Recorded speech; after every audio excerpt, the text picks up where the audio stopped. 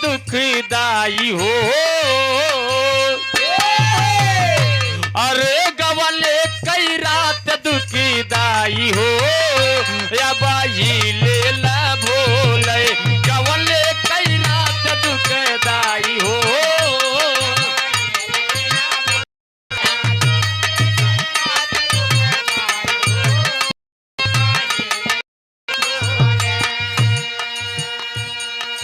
लेकिन डीजे वाले का लगाए थे गाना का हे बूढ़ा जुल्फी कटाइला।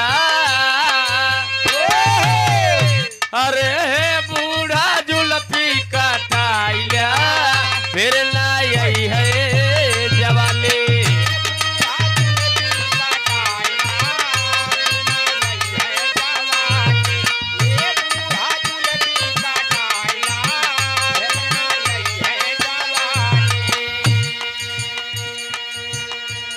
इसी भाव में कहना बा गौर करिए ये बड़का भैया हो। बाबा साधु बाबा राजा मोरंगध्वज से बोल पड़े का राजन हमार बात सुना। बाबा कहाँ का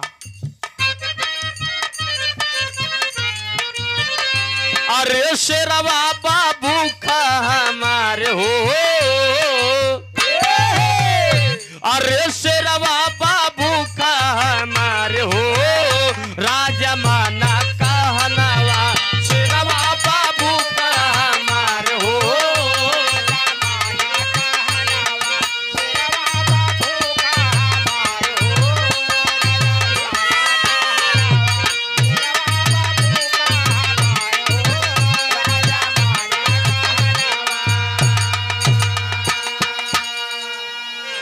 ए राजा मोरंगध्वज हम गुरु चेला बाद में भोजन करब ठीक बा।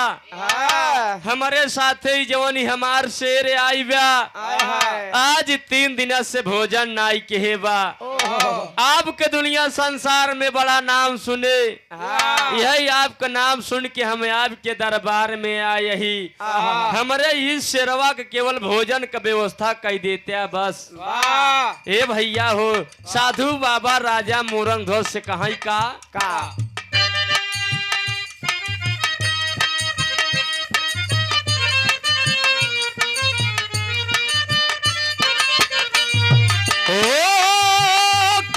उपाय करा अपन महलिया, बिगड़ी नरेश मुरेश रवा कहलिया। अपन महलिया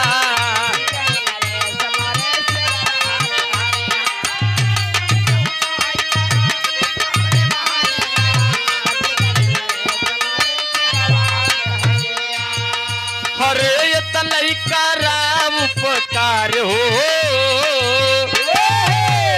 अरे ये तलई करा उपकार हो, राजा माना कहलावा ये तलई करा उपकार हो।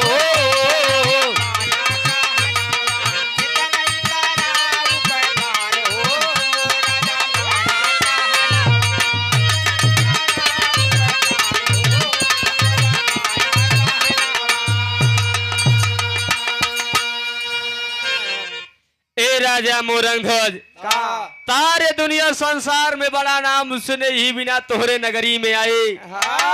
3 दिन से हमारी शेर भोजन नाई के बा, केवल हमारे शेरवा के भोजन की व्यवस्था कर दिया बस। यही आपसे इतना ही मांगन बा।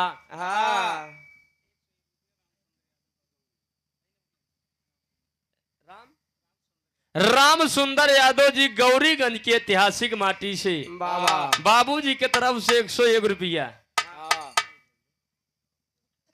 मोरंगध्वज साधु बाबा बिगड़ गए। ए बाबा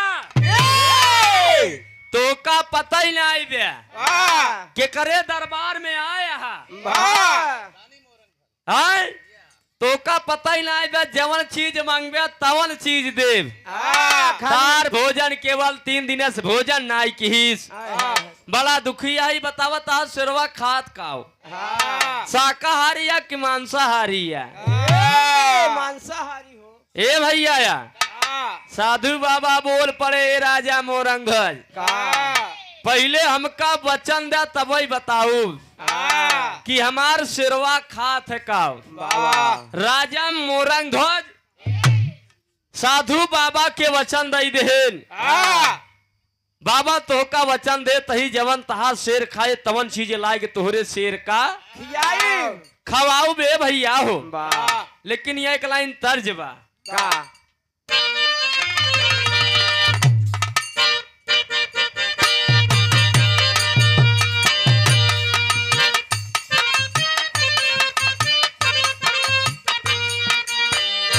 ये हमारे स्वर्गीय गुरु राम कैलाश यादव जी बाबा अपने गुरु बिना गायल यह देखा तही जेकर बिया भवा वो तो मना में ठीक बा।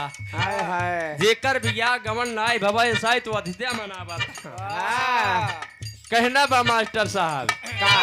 राजा हो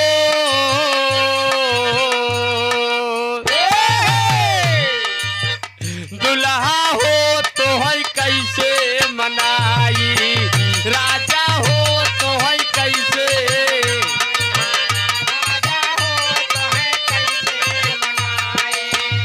हरे रतिया में हमारे ना लागे भाई। हरे रतिया में हमारे ना लागे भाई। दुल्हा हो तो है कैसे मनाई। राजा हो तो है कैसे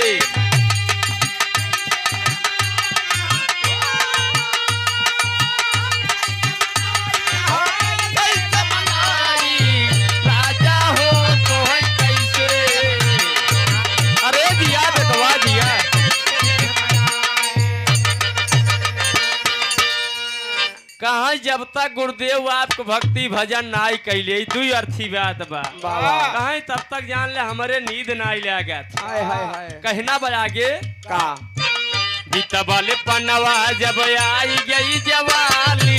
बीता वाले पनवा जब आई गई जवाली।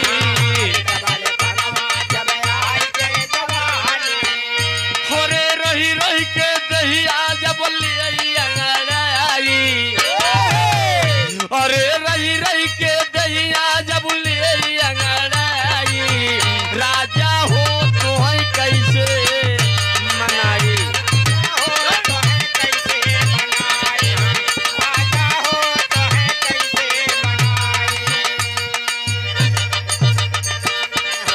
काका के ले ले तू बाबा के राजा हो तो कैसे मनाए के नौ ले लेते ले ले आज नग मनाई दे। राजा हो तो है कैसे मनाई। दुल्हा हो तो है कैसे मनाई। दादा हो तो है कैसे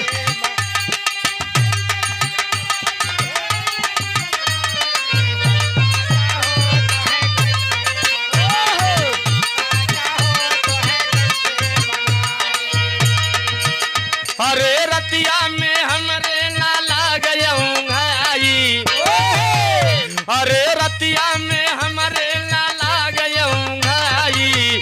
राजा हो तो है कैसे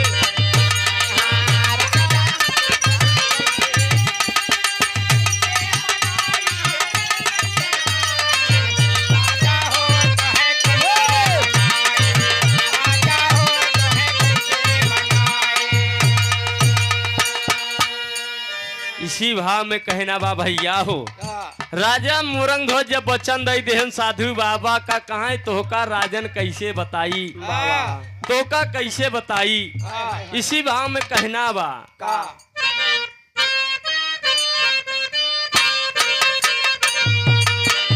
राजा हो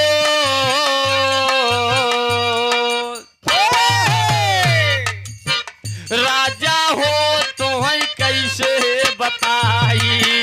राजा हो तो है कैसे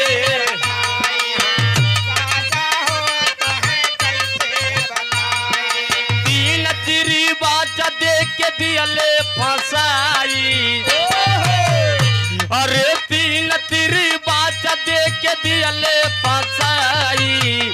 राजा हो तो है कैसे बताई।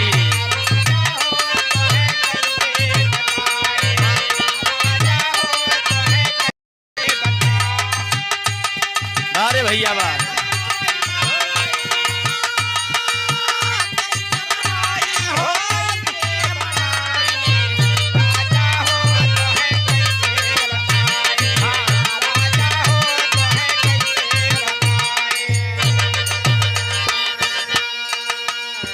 राजा हो तो है कैसे बताई तीन चिरबाचा देख के दिहले फसाई कैसे राजा मोरंग धन तोहका बताई कि हमार शेर खात है काब कहीं हमार शेर जवन बाना ई मांस खात है कहन मांस खात है राजा मोरंग ध्वज हंसई ले गेल कहन ओकत हमहू पता बाटे बाबा कि तहार शेर आटे मांस तो खावे करे और का खाए साधु बाबा बोल पड़े राजा मोरंग ध्वज का मांस खात है लेकिन के कई खात एक तो होका नहीं पता बा ई चार गोड़े वाले के नहीं खात ई दुई गोड़े वाले के मांस खात है हाय हाय हाय राजा मोरंग ध्वज वाला चक्कर में पड़िए रे बाप साधु बाबा के वचन दई के लागत ही आज हम फंस गए कहीं जानवर के मांस नहीं खात ई हमार शेर मनई के मांस खात है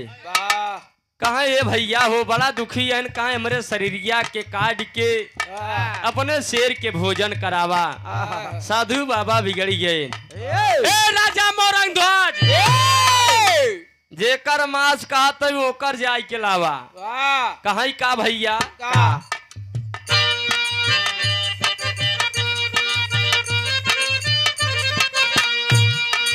तामर ध्वज ललनवा के कैदा बधनवा तामर ध्वज ललनवा के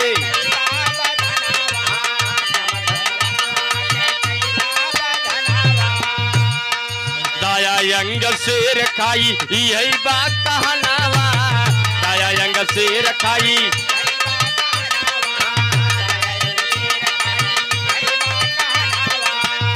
हरे बाया अंग घरवा में देत पकवाई हरे बाया अंग घरवा में देत पकवाई राजा हो तो है कैसे बताई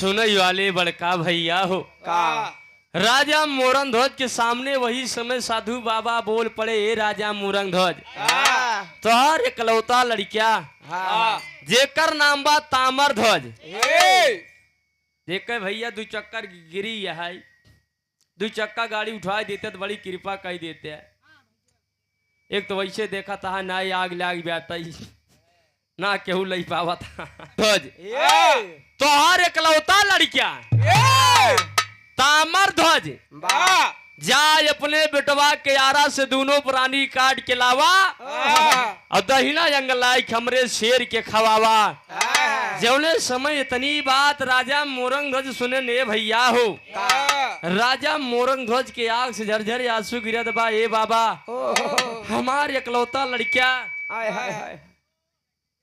हमार इकलौता लड़किया पहले सीटी बंद कर दे महाराज हम अपने बेटवा के कैसे यार से दोनों प्राणी काट के लाई आप के शेर के भोजन कराई राजा मोरंग ध्वज बड़ा रोवत है बाबा और कुछ मांग लिया साधु बाबा बोल पड़े राजा मोरंग ध्वज